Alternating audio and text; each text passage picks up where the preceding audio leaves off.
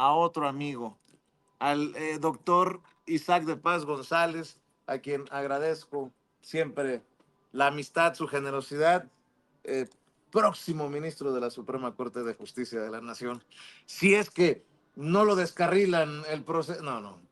Si es que no, si es que no, otros juececillos pretenden con estas resoluciones fatuas porriles, o sea, detener la mismísima Constitución, detener al Estado mexicano. O sea, la arrogancia es, digo, uno de los peores pecados. O sea, algo que ya está hecho, que ya va caminando, que ya no es nota, siguen en ese protagonismo, en ese afán de que los está conduciendo al ostracismo judicial. Vicente, ahorita que estaba pensando, digo, es un ostracismo judicial autoimpuesto de me cierro, ya no quiero nada, que todo esto arda, y quieren incluso, pues, quitarle la poca autoridad que le queda al Poder Judicial. O sea, esto es para es de locos, ¿no? a sus propios colegas, a gente que sí está interesada. Hay magistradas muy talentosas, muy buenas magistradas que yo conozco, constitucionalistas, que es el único comité que se postularon y pues ahorita están ya fuera por un señor de allá de Michoacán, de Morelia, un juez de Morelia que dijo que no.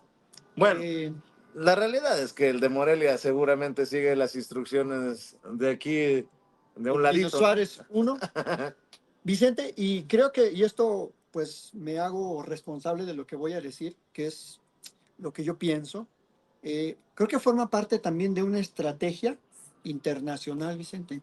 Quieren empantanar el proceso para decir luego ante instancias internacionales que se desobedecieron amparos, que hubo un estado de ilegalidad. que el autoritarismo sí, pasó por encima, arrolló al Poder Judicial. Ajá, y que entonces tiene que ser la Comisión Interamericana y luego la Corte quien deba poner orden y condenar al Estado mexicano. No importa que sea dentro de 10 años o 15 o 20, pero que quede constancia. Y también, claro, para que les paguen su reparación de la violación gravísima a sus derechos que les ha causado esta reforma. Esa es una estrategia así, más o menos como decía pues la consejera presidenta del INE, perversa, pero además es una estrategia vil, o sea, es una estrategia de vil ostracismo judicial. Y creo que no se vale porque hay mucha gente que debemos apoyar la Constitución, diga lo que diga, y debemos de hacer que esa Constitución funcione para la mayoría de los intereses del pueblo mexicano. A mí me da risa con muchos opinólogos, comentócratas, que dicen, estos ya rayan en ¿cómo le dicen? En teorías conspiracionistas, eso de que hay un complot internacional, y luego salen, por favor, Trump, mete la mano aquí en Estados Unidos, o lo que hemos visto en Venezuela, por ejemplo, doctor.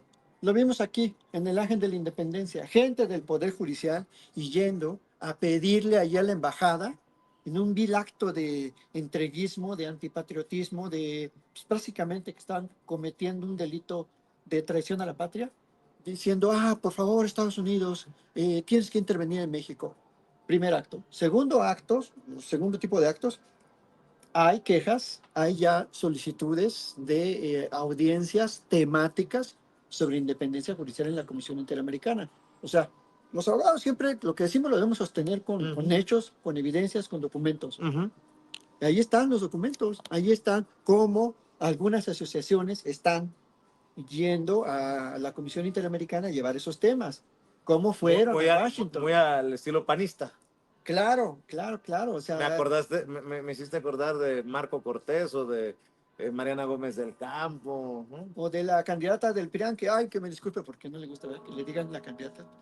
Y todos esos, buscando de seguro, ya hablaron con Almugres y con toda esa gente, y están ahí queriendo construir su Inter-American Case, su caso de estudio, para luego decir que hubo una serie de ilegalidades, que se desobedecieron las órdenes de un juez, puede ser de Veracruz, de Morelia, de donde sea, pero son órdenes inexequibles, son órdenes espurias, órdenes fatuas, y que está bien que los comités del Poder Legislativo y del Poder Ejecutivo, pues como las llamaras a misa, o sea, que no les hagan caso, porque sería absurdo frenar el derecho que ya tiene la gente a participar en un proceso electoral, es decir, a ejercer sus derechos políticos, y el derecho que tienen también las gentes que están aspirando a ser nombrados, a participar en los siguientes procesos y luego en la elección, que son de la judicatura. O sea, se está Me, dando balas en el pie. me imagino que tú como constitucionalista, doctor, también estás al pendiente del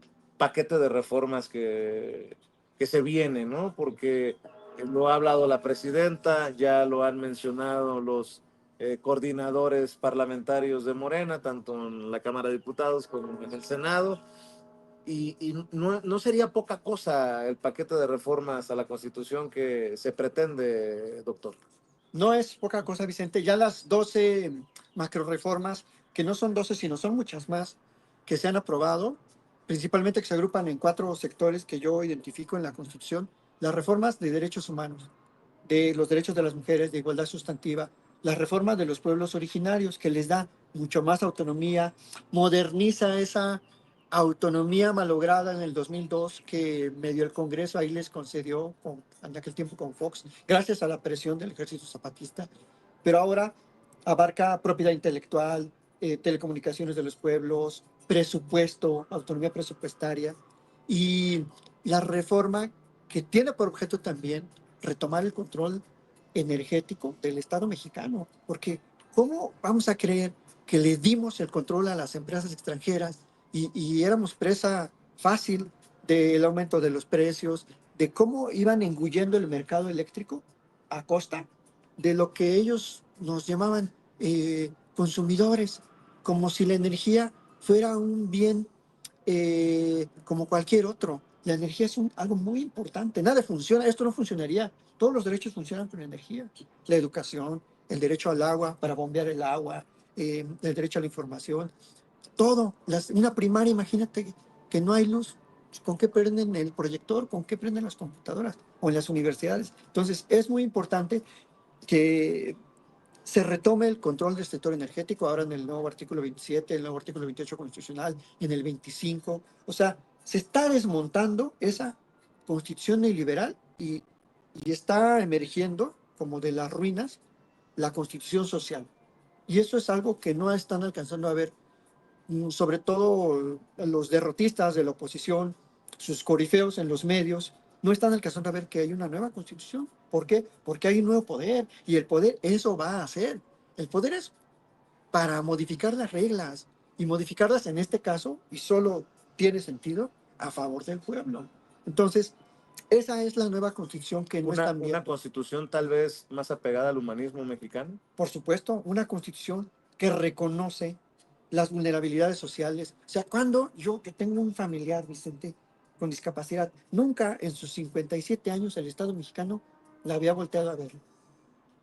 ¿Cómo no voy a estar de acuerdo? Pero no, aunque no fuera mi familiar, mucha gente que conozco que tiene una discapacidad auditiva o sobre todo intelectual, emocional, ahora recibe un dinerito y con eso O vive. los señores y señoras de la tercera edad, Claro, adultos hay mayores. gente de 70, de 80 que yo conozco en mi pueblo, que pues, se dedican a vender leña, a juntar sus varitas, sus leñas, y irse a vender, porque hay gente que todavía cocina con comal, con fuego.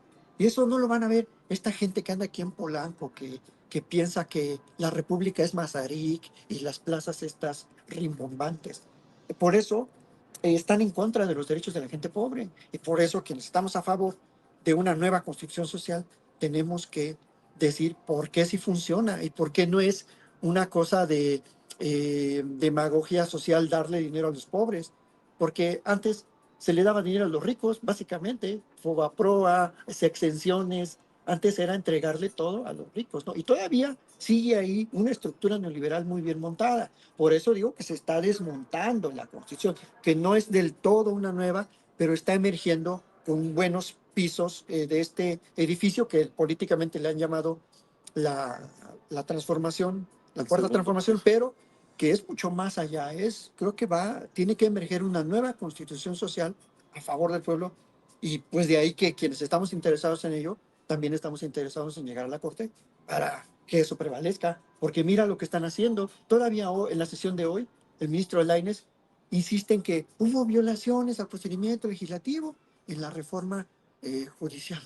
O sea, ya no es tema, ya estamos en otro. La presidenta está anunciando una serie de programas para modernizar a México. Esto de los hubs, esto del nearshoring, esto de tener esa visión de futuro a corto, a mediano y a largo plazo, es lo que deben hacer los países.